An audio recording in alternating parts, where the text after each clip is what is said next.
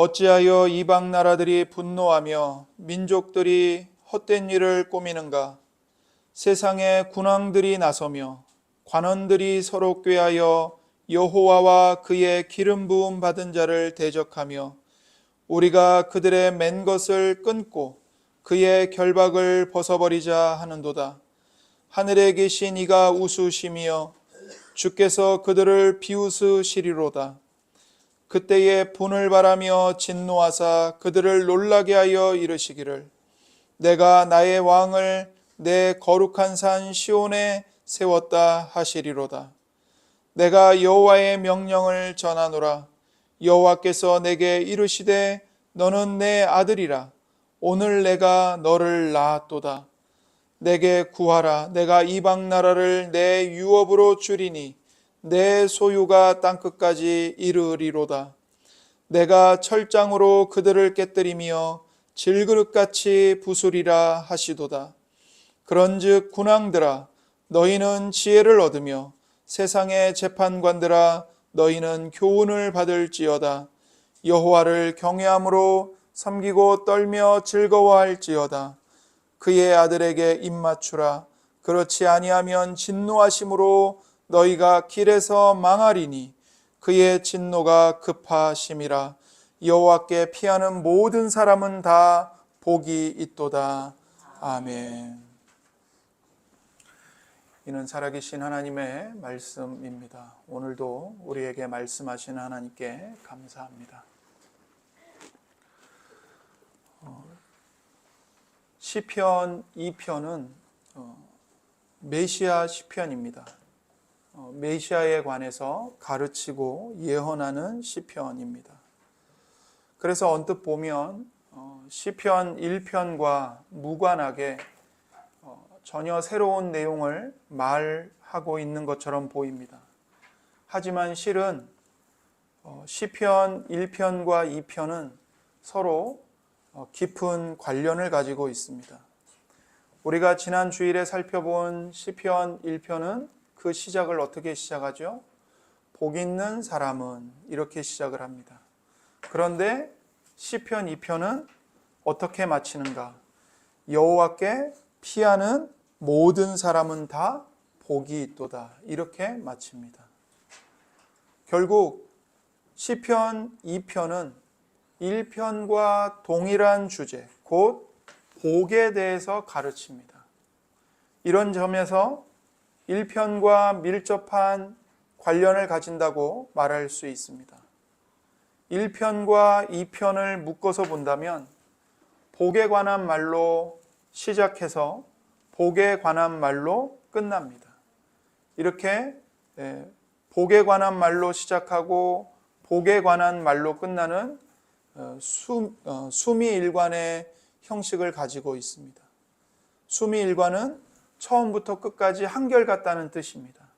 그러니까 복으로 시작해서 복으로 끝나는 처음부터 끝까지 한결같은 형식을 갖고 있는 것이죠.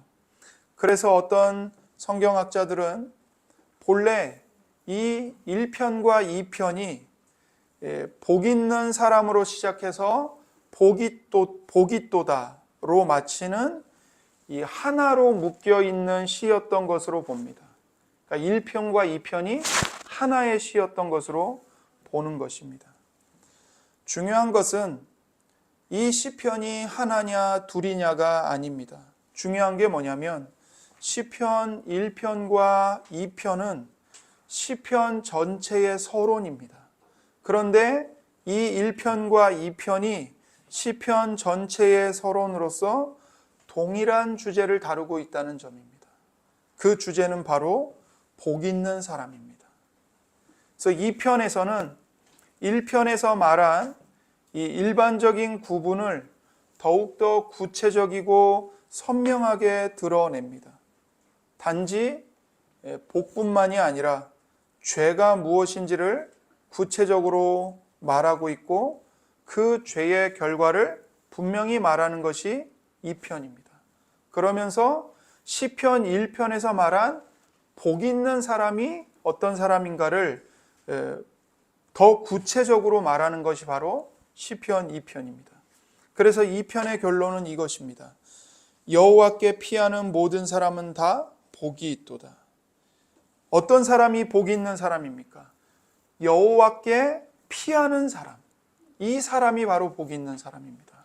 그러니 너희는 반역에서 돌이켜서 여호와께 피하라는 것입니다. 이러한 권고를 주는 것이 바로 이 편의 내용입니다.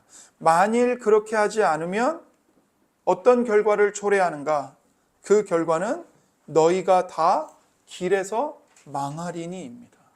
진노하심을 받고 망한다는 것입니다. 이것은 악인들의 길은 망한다고 말한 1편과 같은 말씀인 거죠.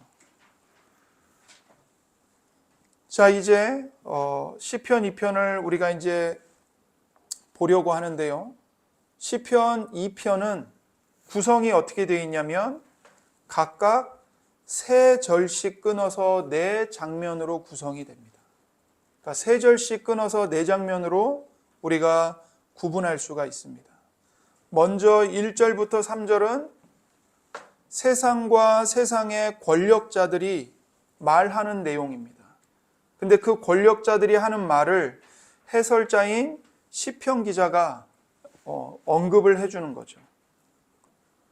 그리고 4절과 6절은 그 세상의 권력자들에 대한 하나님의 반응과 말씀이 나옵니다. 이어지는 7절과 9절은 기름 부음을 받은 자의 말씀이 나옵니다. 그리고 마지막으로 10절과 12절은 다시 해설자인 시편 기자가 모든 세상을 향해서 권면하는 말씀이 나옵니다. 우리가 첫 장면부터 보겠습니다. 1절과 3절인데 여기에는 세상과 권력자들이 하는 일과 그 본질이 무엇인지를 우리에게 가르쳐 줍니다.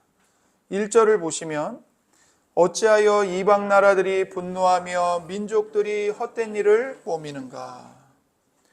여기 이방 나라들과 민족들은 하나님을 떠난 세상 전체를 가리키는 말입니다. 그러니까 권력자들만이 아니라 모든 사람들을 가리킵니다. 그들이 분노합니다.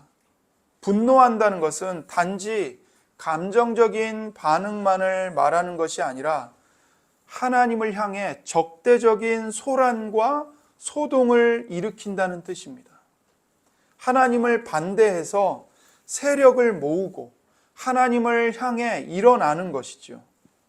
그리고 헛된 일을 꾸밉니다. 이것은 음모를 꾸미고 작전을 짠다는 말입니다. 그런데 그 모든 것들은 어떤 일입니까? 헛된 일들일 뿐입니다. 하나님을 대적하는 모든 시도는 다 헛될 수밖에 없습니다. 왜냐하면 궁극적으로 성공할 수 없기 때문입니다. 이제 그들이 대적하는 대상이 누구인지가 2절에 분명하게 나타납니다. 세상의 군왕들이 나서며 관원들이 서로 꾀하여 여호와와 그의 기름 부음 받은 자를 대적하며. 이들이 서로 꾀해서 누구를 대적하죠? 여호와와 그의 기름 부음 받은 자를 대적합니다. 많은 학자들이 이 기름 부음 받은 자가 누구인가 이걸 놓고 고심을 많이 했습니다. 많은 사람들은 이 기름 부음 받은 자가 바로 다윗 자신을 가리킨다고 말합니다. 다윗이 이 시편을 썼을 가능성이 많기 때문이죠. 그런데 가장 중요한 증거는 어떤 사람이 이것을 말했느냐가 중요한 게 아니고 신약 성경이 이 구절을 어떻게 이해하는가가 가장 중요한 것입니다. 여러분, 교회의 성경의 해석 가운데 가장 중요하고 오래된 전통이 뭐냐면 성경은 성경이 해석한다는 것입니다. 구약 성경에 나온 말씀을 신약 성경이 어떻게 해석하는가? 신약 성경에 나온 말씀을 구약 성경이 어떻게 해석하고 있는가? 이것이 가장 중요한 성경 해석의 정통입니다. 그러면 우리가 여기서 말하는 기름 부음 받은 자가 누구인가? 이걸 알려면 성경이 이 구절을 어떻게 해석하는가를 봐야 하는 것입니다. 그런데 감사하게도 고맙게도 사도행전 4장에 이 구절에 대한 해석이 명백하게 나옵니다. 또 주의 종 우리 조상 다윗의 입을 통하여 성령으로 말씀하시기를 어찌하여 열방이 분노하며 족속들이 허사를 경영하였는고 세상의 군왕들이 나서며 관리들이 함께 모여 주와 그의 그리스도를 대적하도다 하신 이로소이다. 여기에 사도들이 이 구절에 대해 정확한 해석을 하고 있습니다. 사도들은 분명하게 이 구절에서 기름 부음 받은 자를 그리스도라고 해석했습니다. 지금 사도들이 한 말은 시편 2편의 말씀을 그대로 인용한 겁니다.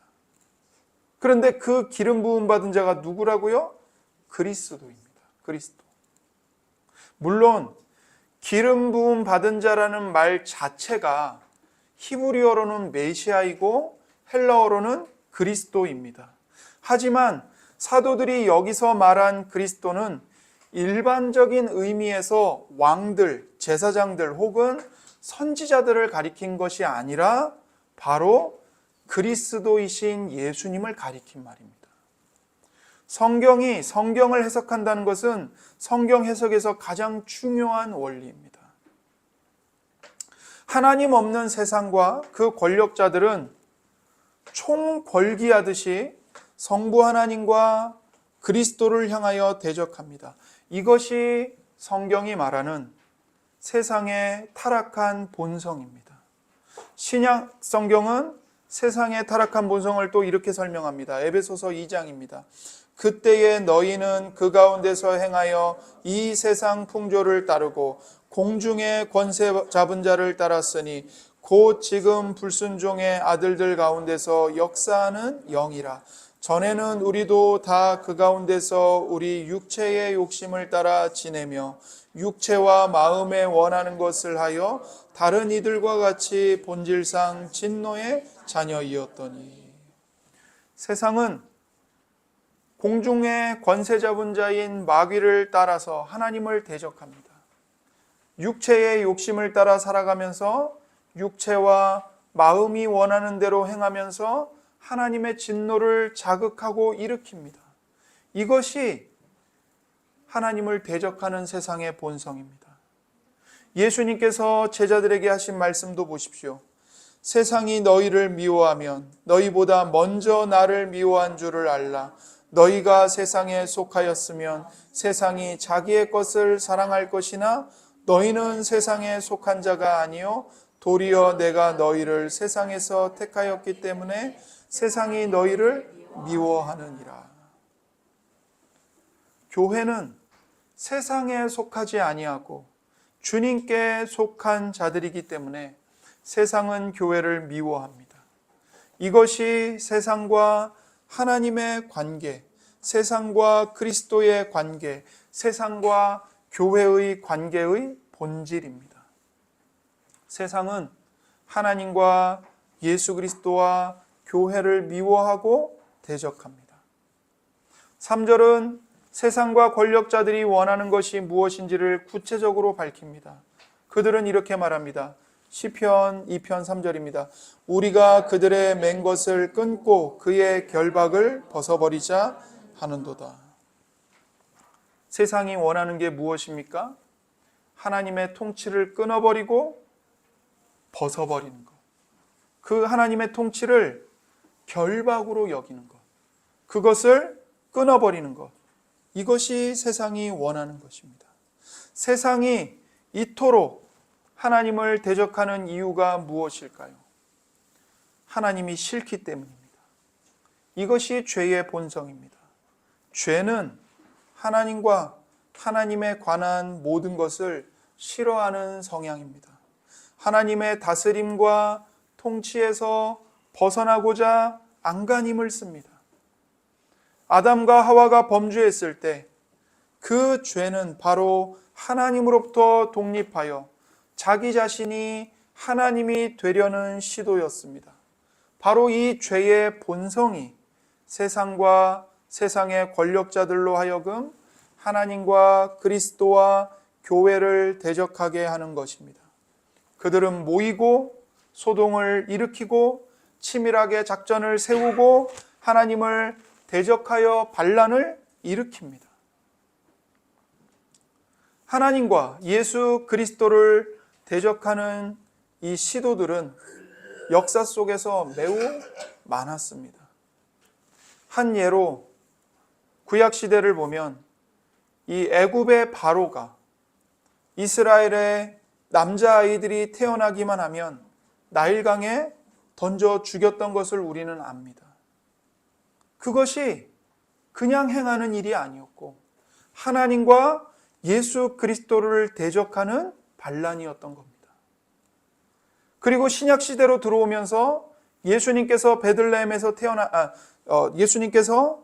태어나셨을 때 헤롯 대왕이 베들레헴의 어린 아이들을 모두 학살했던 사건도 있었습니다. 2살 미만의 아기들을 헤롯 대왕이 죽였죠. 이뿐 아니라 사도들이 이스라엘 백성과 빌라도와 헤롯 등이 모여서 주님이신 예수 그리스도를 십자가에 못 박아 죽인 일, 이것도 하나님과 그리스도를 대적한 일입니다. 그것을 사도들이 시편 2편의 성취로 보았다는 것을 우리는 알고 있습니다. 사도행전 4장 26절 28절을 다시 한번 보시면 세상의 군왕들이 나서며 관리들이 함께 모여 주와 그의 그리스도를 대적하도다 하신 이로소이다. 과연 헤롯과 본디오 빌라도는 이방인과 이스라엘 백성과 합세하여 하나님께서 기름 부으신 거룩한 종 예수를 거슬러 하나님의 권능과 뜻대로 이루려고 예정하신 그것을 행하려고 이 성에 모였나이다. 사도들은 헤롯과 본디오 빌라도와 이방인과 이스라엘 백성이 합세해서 하나님께서 기름 부으신 거룩한 종 예수를 대적하여 십자가에 못 박아 죽인 일을 바로 이 시편 2편의 성취로 보았던 것입니다. 이뿐만이 아닙니다. 주후 3세기와 4세기 사이에 이 로마의 황제 디오클레시안이 통치하고 있었는데 이 디오클레시안은 당시 기독교의 강력한 대적이었습니다. 그가 만든 메달에는 이런 글귀가 새겨져 있습니다. 기독교라는 이름이 사라지다. 기독교라는 이름을 사라지게 하기 위해서 엄청난 박해를 가했던 것입니다. 그거를 기념해서 메달에다가 기독교라는 이름이 사라지다 글귀를 새겨놓은 거죠. 그는 지금의 스페인까지 서쪽으로 영토를 넓힌 황제입니다. 그가 세운 기념비가 있는데 그 기념비에 이러한 글들이 새겨져 있습니다. 디오클레시안 황제, 로마의 파멸을 가져온 그리스도인의 이름을 사라지게 한 것을 기념하여. 그리고 또 하나에는 디오클레시안 황제, 그리스도교 미신을 폐하고 여러 신들을 널리 섬기게 한 것을 기념하여. 그러니까 역사 속에서 하나님과 예수 그리스도를 대적하는 시도들이 계속해서 일어났던 겁니다. 그런데 더 놀라운 것은 뭐냐면 이 사람이 메달에다가 기념비에다가 그리스도교를, 기독교를 사라지게 했다고 공공연하게 선언을 했지만 정작 로마 제국에서는 그의 말과는 정반대의 일이 일어났다는 사실입니다. 도리어 그를 이어서 콘스탄틴이 황제가 되었는데 이 콘스탄틴이 기독교를 로마의 공인된 국교로 삼습니다. 바로 디오클레시안이 죽던 바로 그 해에 기독교가 로마의 공인된 종교가 됩니다. 여러분, 세상의 군왕들은 꾀를 내어서 하나님을 대적하지만 하나님께서는 이 모든 시도들을 보시고 웃으십니다. 비웃으십니다. 2편 4절입니다. 하늘에 계신 이가 웃으시며 주께서 그들을 비웃으시리로다. 지금도 그렇습니다.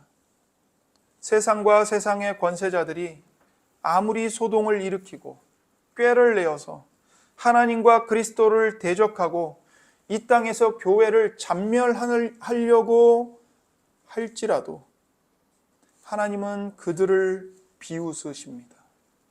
그리고 결국에는 교회가 승리하게 역전하십니다. 시편 기자는 4절에서 하나님을 하늘에 계신 이라고 표현합니다. 이것은 초월적이며 능력에 있어 무한하시며 우리와 모든 면에서 다른 분이시며 이 땅에 영향을 조금도 받지 않으시는 주권적인 하나님이심을 보여줍니다. 모든 피조물은 땅에 있지만 하나님은 하늘에 계십니다. 하나님이 모든 걸 통치하십니다. 하나님께서 웃으신다고 한 이 표현은 성경의 유일무이한 표현입니다. 물론 이것은 신인 동형론적 표현입니다. 그러니까 하나님을 인간의 성격과 모습에 빗대어서 표현한 것입니다. 여기서 하나님께서 웃으시는데 이 웃으시는 것은 기뻐서 웃으시는 게 아니라 비웃으시는 것입니다. 세상과 세상의 모든 권력자들이 하나같이 모여서 걸기하고 하나님과 기름 부음 받은 자를 대적하는 것을 보시고 그 모습이 가소로워서 비웃으시는 것입니다. 여러분, 제가 디오클레시안 황제의 이름을 언급했는데 여러분 가운데 이 황제의 이름을 들어보신 분이 계신가요? 디오클레시안 황제의 이름은 거의 대부분 기억을 하지 못합니다. 그러나 예수님의 이름은요, 거의 대부분의 사람들이 알고 있습니다. 예수님을 믿든지 안 믿든지. 그가 가진 모든 권력을 동원해서 그리스도의 이름을 사라지게 하려고 몸부림을 쳤지만 역사를 보십시오. 어느 누가 디오클레시안의 이름을 기억합니까? 알아줍니까? 그러나 예수 그리스도의 이름은 지금도 매 주일마다 온 땅에서 울려 퍼지면서 경배를 받고 계십니다. 이게 하나님이 하시는 일입니다. 하나님이 비웃으시는 겁니다.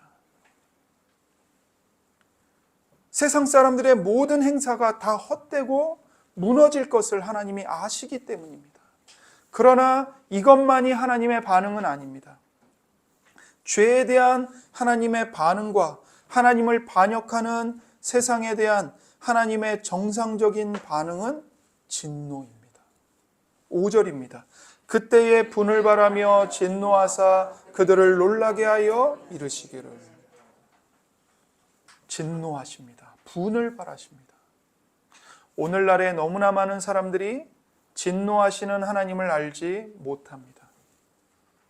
그들은 이런 말씀을 부담스러워합니다. 하나님의 진노를 전하면 사람들이 안 좋아해. 그러면서 진노하시는 하나님을 자꾸 감춥니다. 심판하시는 하나님을 자꾸 변호하려고 합니다. 하나님을 그저 인상 좋은 옆집 할아버지 같은 분으로 묘사하려고 합니다. 하지만 그것은 그들이 세워놓은 우상일 뿐입니다. 성경이 가르치는 살아계신 하나님이 아닙니다. 하나님은 죄에 대해서 진노하시는 하나님이십니다. 바울 사도가 이것을 잘 선언했습니다. 로마서 1장 18절입니다. 하나님의 진노가 불의로 진리를 막는 사람들의 모든 경건하지 않음과 불의에 대하여 하늘로부터 나타나나니.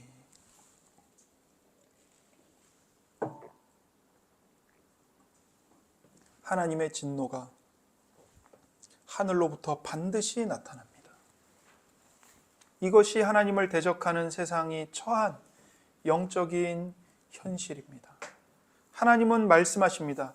6절에 내가 나의 왕을 내 거룩한 산 시온에 세웠다 하시리로다.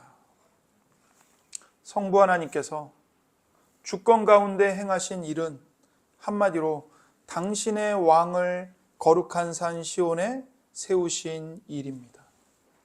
세상은 힘을 합쳐서 하나님을 대적하고 꾀를 모아서 반란을 일으켜요. 그걸 보시고 하나님의 반응은 뭐냐면 비웃으시는 겁니다. 그리고 진노하시는 거예요. 그리고 마지막 하시는 일이 뭐냐? 하나님의 왕을 세우시는 겁니다. 이 왕은 누구인가? 바로 기름 부음 받은 자, 메시아, 그리스도 예수님이십니다.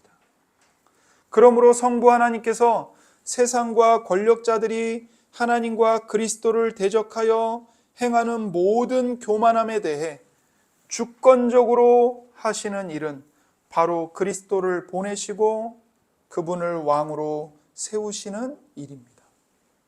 하늘에 계시는 하나님께서 당신의 왕이신 그리스도를 이 세상의 거룩한 산 시온에 세우신 것입니다. 여기 세웠다는 표현은 사실 부었다는 뜻입니다. 그래서 기름을 부어서 세웠다는 의미입니다. 이제 7절에서부터는 화자가 바뀝니다.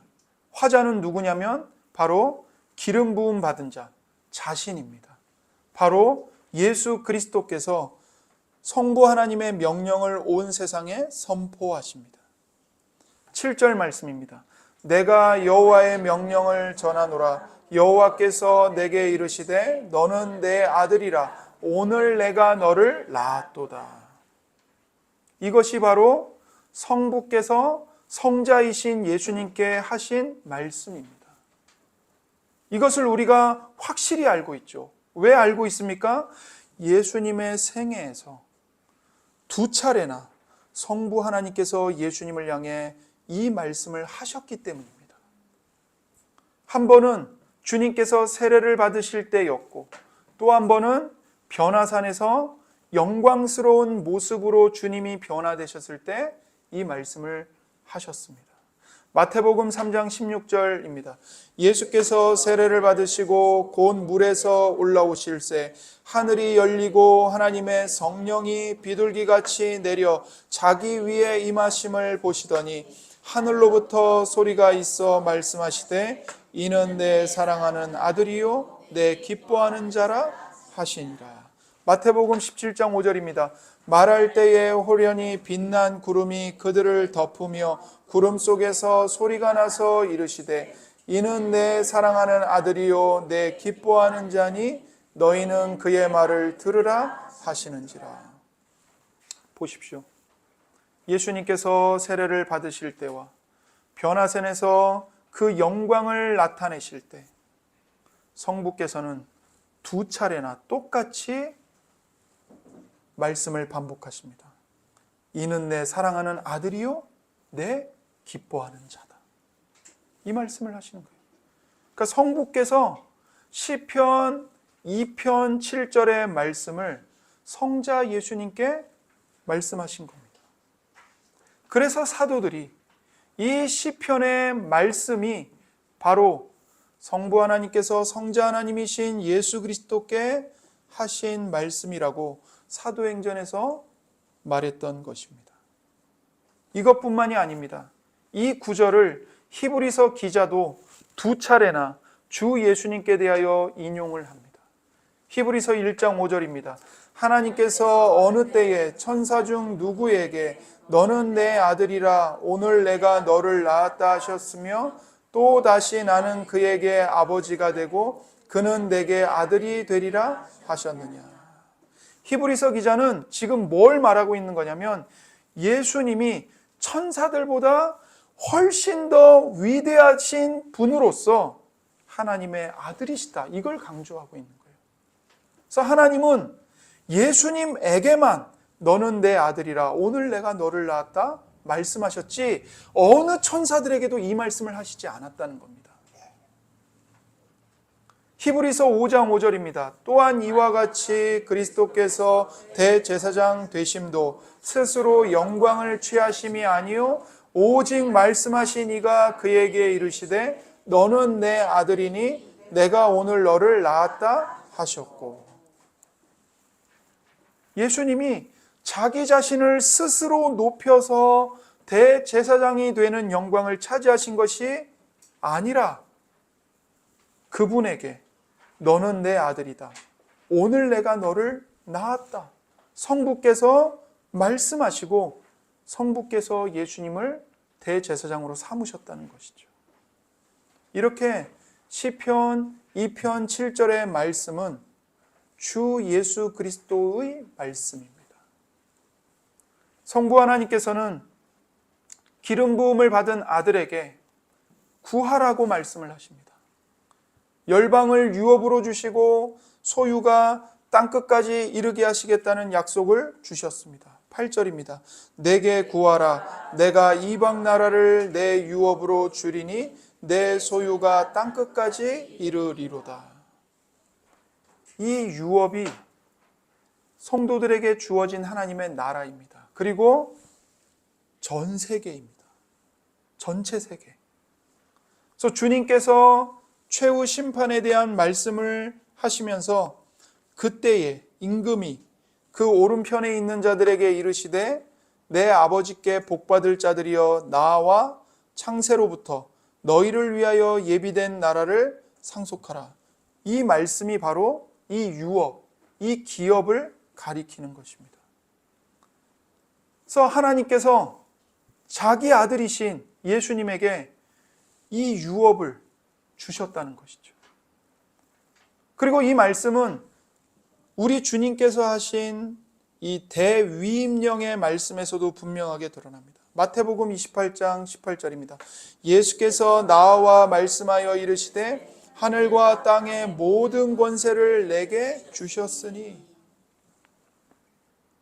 성부께서 성자이신 예수님께 뭘 주셨습니까? 하늘과 땅의 모든 권세를 주셨습니다. 이것이 바로 시편 2편 8절에서 말씀한 이 예수님이 유업을 받으신 증거입니다. 이 약속이 예수님께 그대로 성취가 된 것이죠. 그렇게 하나님의 약속대로 예수님은 하늘과 땅의 모든 권세를 받으셨습니다. 그렇다면 주 예수님께서 이제 이 권세를 가지고 장차 무엇을 하실까요? 9절에서 그것을 말하고 있습니다. 9절입니다. 내가 철장으로 그들을 깨뜨리며 질그릇같이 부수리라 하시도다. 하늘과 땅의 모든 권세를 가지신 예수님이 철장으로, 철봉으로 하나님을 대적하는 모든 사람들을 깨뜨리시고 부수십니다. 이 뒤에 있는 부순다는 말은 앞에 사용된 깨뜨린다는 말보다 더 강한 표현입니다. 박살을 낸다는 뜻이에요. 박살낸다. 여러분, 철장으로 질그릇을 깨뜨려서 박살을 내는 것은 얼마나 쉬운 일입니까? 이런 날이 온다는 것입니다. 이것이 성부 하나님께서 주 예수님께 하신 명령입니다. 이 구절은 필연적으로 이렇게 이방 나라들을 철장으로 깨뜨리고 질그릇같이 부수어야만 한다는 뜻이 아니라 이방 나라들의 태도 여하에 따라서 그렇게 하실 수 있다는 말씀입니다. 세상의 군왕들이 하나님과 그 기름 부음 받은 자 그리스도를 대적하기 위해서 모여들고 음모를 세웁니다. 그러나 성부 하나님께서는 그들을 비웃으시며 당신의 거룩하신 주권을 따라 한 가지 일을 행하시는데, 그것은 바로 아들을 이 땅 시온에 왕으로 세우시는 것입니다. 그리고 그 아들 주 예수님은 이 세상에 아버지의 뜻을 선포하십니다. 복과 저주가 그 아들에 대한 태도에 달려 있습니다. 모든 이방 나라들이 다 아들의 것으로 주어졌습니다. 이것을 거부하는 자들에게는 철장으로 깨뜨리고 부수는 심판이 있을 것이라고 말씀하십니다. 이제 여기에 10절부터 12절에 마지막 권면이 나옵니다. 그리고 다시 모든 사람은 두 가지 길이 갈라지는 자리에 서는 것입니다. 1편에서 말한 의인의 길과 악인의 길입니다. 어떤 성경학자는 이 10절, 11절, 12절의 화자를 성령 하나님이라고 설명합니다. 매우 합당한 해석이라고 저는 봅니다. 이제 성령님께서 모든 죄인들, 반역자들을 향해 복 있는 삶으로 초청하시는 겁니다. 그저 너희는 다 부수어지고 다 망하고 다 죽어라, 심판과 저주를 선언하시는 것만이 아니라, 그것이 아니라 오히려 너희들 앞에 복 있는 삶입니다. 복 있는 삶으로 와라 초청하십니다. 먼저 하나님과 기름 부음 받은 자를 대적하려고 소동하며 헛된 경영을 하는 군왕들과 관원들을 향해서 말합니다. 10절입니다. 그런즉 군왕들아 너희는 지혜를 얻으며 세상의 재판관들아 너희는 교훈을 받을지어다. 너희는 지혜를 얻으라고 말합니다. 참 지혜는 하나님을 경외하는 것입니다. 하나님의 교훈을 겸손하게 받는 것이 참된 지혜입니다. 교훈을 받으라는 것은 하나님의 징계와 경고를 받으라는 것입니다. 바로 앞에서 한 말씀대로 너희가 이렇게 그대로 행하다가는 철장으로 질그릇같이 깨어질 것이라고 경고하는 말씀을 귀 기울여 들으라는 강한 권면입니다.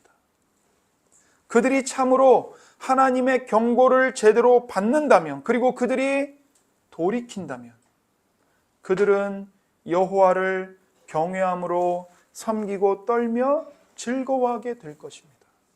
11절입니다. 여호와를 경외함으로 섬기고 떨며 즐거워할지어다. 이 태도는 단지 정치적으로 굴종을 강요하는 것이 아닙니다. 마음으로 순종하는 것을 강조합니다. 사실 이 구절은 신앙의 진수를 너무나 잘 보여주는 말씀입니다. 신앙이 무엇입니까? 하나님을 경외하는 것입니다. 하나님을 참으로 경외하는 자는 떨면서 즐거워합니다. 그리고 그것이 무엇인지를 압니다. 여러분, 두려움이 없는 기쁨은 어떻게 될까요? 경망스럽고 무엄한 것입니다. 반면에 기쁨이 없는 두려움은 무엇입니까? 노예의 두려움입니다. 하나님을 즐거워하는 참된 기쁨은 오직 하나님을 경외하는 자들에게만 주어지는 은혜로서 하나님에 대한 경건한 두려움을 가지면서도 하나님을 즐거워하는 것입니다. 이게 참된 경외함이고 참된 신앙의 속성입니다. 하나님과 기름 부음 받은 자를 대적하는 세상과 권세자들의 문제가 무엇일까요? 그들이 하나님을 두려워할 줄 모른다는 것입니다. 하나님을 두려워할 줄 모릅니다. 이것이 인생의 비참함입니다. 돈이 없어서 비참해지고 망하는 게 아닙니다. 배운 게 없어서 노예의 삶을 사는 게 아닙니다.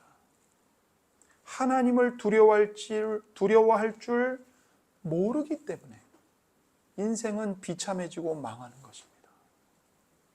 우리는 히브리서의 권면을 들어야 합니다.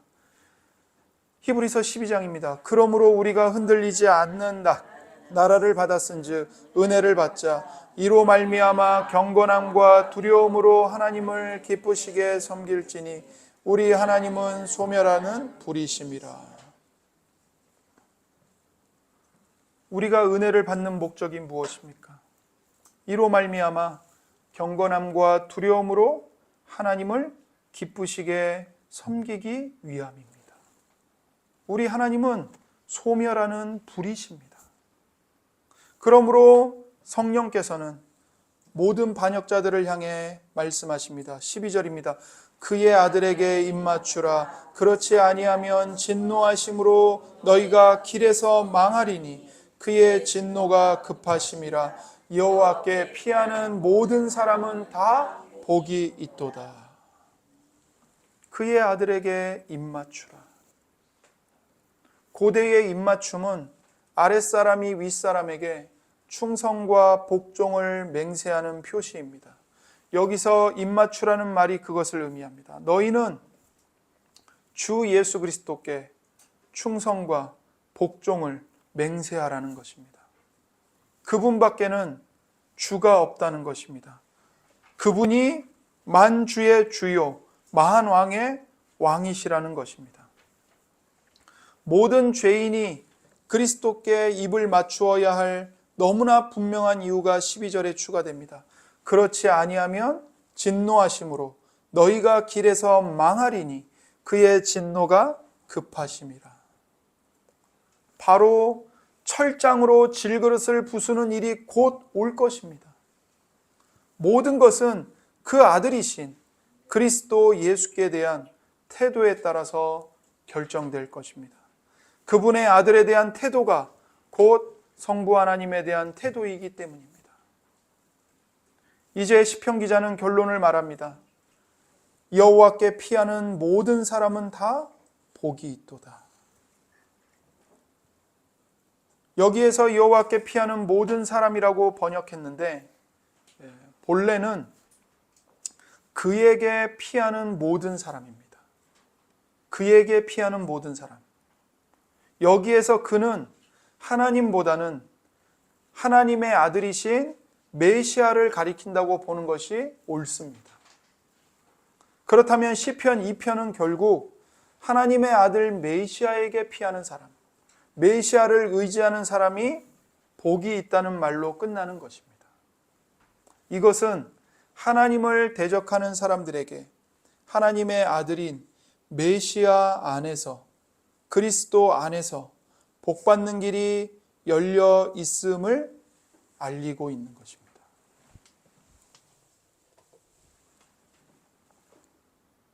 이렇게 복 있는 사람에 대한 시편은 1편으로 시작해서 2편으로 마칩니다. 복 있는 사람은 하나님의 아들 메시아에게 피하는 사람입니다. 하나님과 메시아 곧 예수 그리스도를 향하여 반역과 대적함을 일삼던 자리에서 돌이켜서 하나님의 아들에게 입맞추고 여호와를 경외함으로 섬기고 떨며 즐거워하는 사람이 바로 복 있는 사람입니다. 하나님의 아들을 피난처로 삼은 사람, 그 아들 주 예수 그리스도 안에서 하나님의 진노를 피하는 사람은 복 있는 사람입니다. 이 사람이 바로 시냇가에 심은 나무와 같습니다. 그는 형통한 사람입니다. 그는 하나님의 인정을 받는 사람입니다. 그러므로 시편 2편은 하나님의 다스림에 반역한 사람이 메시아에게 피함으로써 시편 1편이 의인에게 약속한 생명의 복을 받게 되는 복음을 전하고 있는 것입니다. 시편 2편은 복음을 전하고 있는 겁니다. 여러분과 저는 하나님의 아들 예수님께로 피해야 합니다. 우리는 예수 그리스도에게 입을 맞추어 충성과 복종을 맹세해야 합니다. 이것이 우리의 영원한 운명을 결정짓는 문제입니다. 기로입니다. 이제 시편 2편을 통해서 우리에게 적용할 점 2가지를 살펴보고 말씀을 맺겠습니다. 가장 먼저 우리는 시편 2편을 통해서 예수 그리스도를 신뢰하고 담대해야 합니다. 나중에 주님의 교회가 핍박을 받는 때가 있었습니다. 오순절에 성령 세례를 받은 사도들이 복음을 전했습니다. 그러자 이 유대인의 지도자들이 복음을 전하는 사도들을 때리고 협박하고 죽이려고 했습니다. 사도들이 감옥에 갇혔다가 풀려났습니다. 그때 사도들이 시편 2편을 인용하면서 기도했습니다. 사도들이 노임에 그 동료에게 가서 제사장들과 장로들의 말을 다 알리니 그들이 듣고 한 마음으로 하나님께 소리를 높여 이르되 대주제여 천지와 바다와 그 가운데 만물을 지은 이시오 또 주의 종 우리 조상 다윗의 입을 통하여 성령으로 말씀하시기를 어찌하여 열방이 분노하며 족속들이 허사를 경영하였는고 세상의 군왕들이 나서며 관리들이 함께 모여 주와 그의 그리스도를 대적하도다 하신 이로소이다. 감옥에 갇혔다가 풀려난 사도들이 교회에 가서 형제들에게 말하고 그 모든 성도들이 다 함께 소리를 높여서 시편 2편 말씀으로 기도하는 것입니다. 그런데 사실 사도들을 대적한 자들은 유대인들이었습니다. 유대인들이라 하더라도 하나님의 택한 백성들, 하나님의 교회를 하나님께서 왕같은 제사장으로 임명하신 그리스도인들을 대적한 것을 하나님께서 진노하신다고 고백을 하고 있는 것입니다.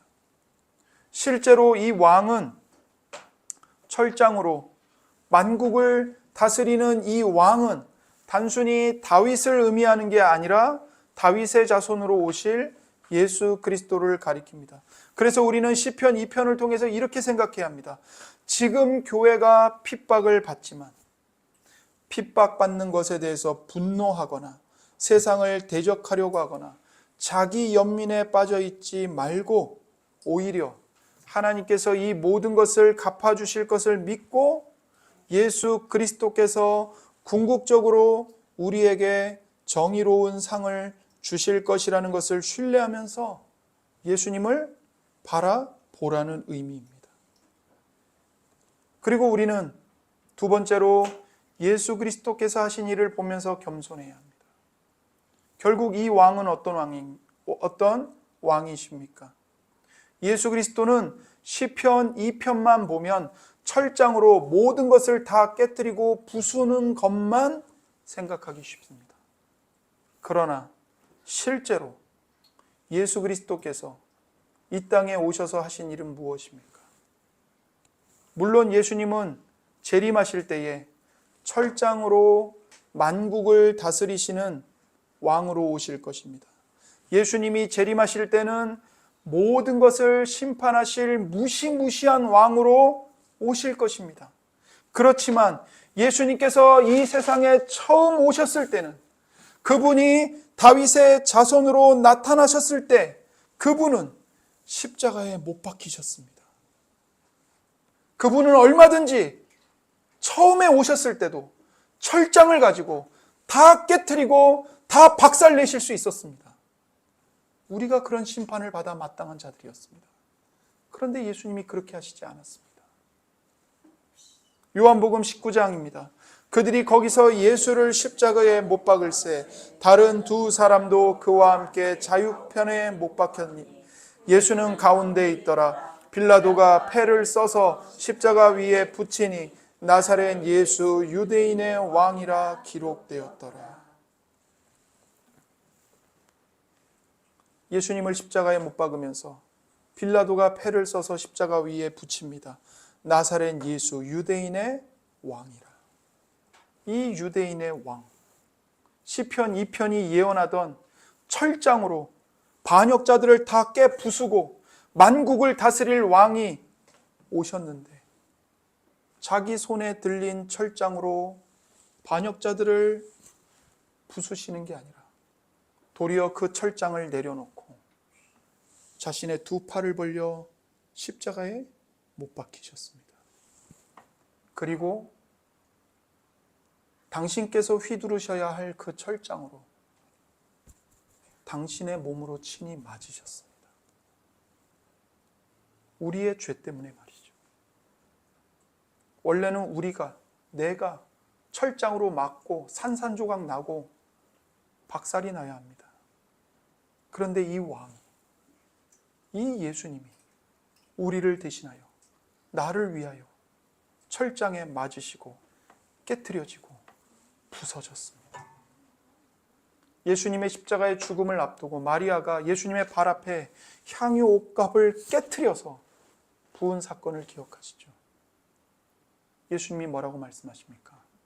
이 여인이 옥합을 깨뜨려 나에게 부은 것은 내 죽음을 미리 장사 지낸 것이다. 예수님 발 앞에 놓인 그 깨트려진 옥합, 박살난 옥합을 보면서 예수님은 자신이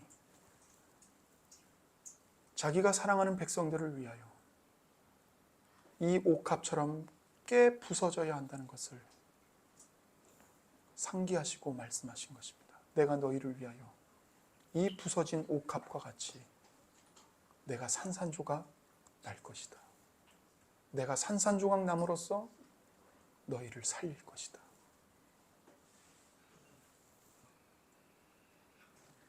이 시편이 보여주는 왕은 죽어 마땅한 우리를 위해 죽으시고 대신 고통을 당하신 예수 그리스도이십니다.